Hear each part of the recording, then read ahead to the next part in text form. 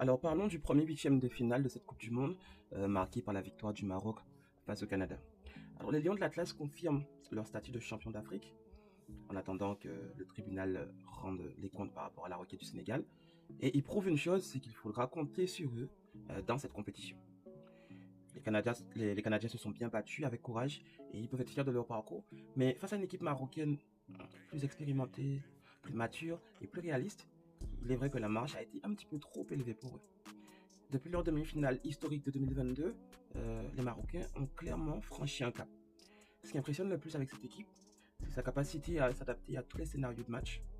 Ils peuvent, dominer comme lors de leur excellente première mi-temps face au Brésil lors du premier match de poule, mais ils savent aussi patienter, défendre avec discipline, résister au temps faible, puis frapper en contre-attaque au bon moment.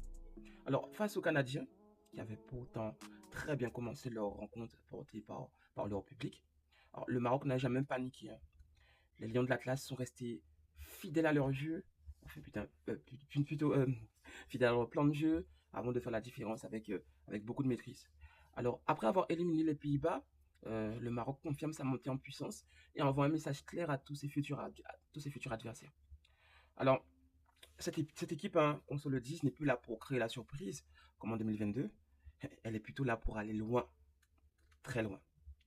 Alors, la question que je vais vous poser, jusqu'où vous voyez le Maroc aller dans cette Coupe du Monde? Je vous laisse me répondre en commentaire.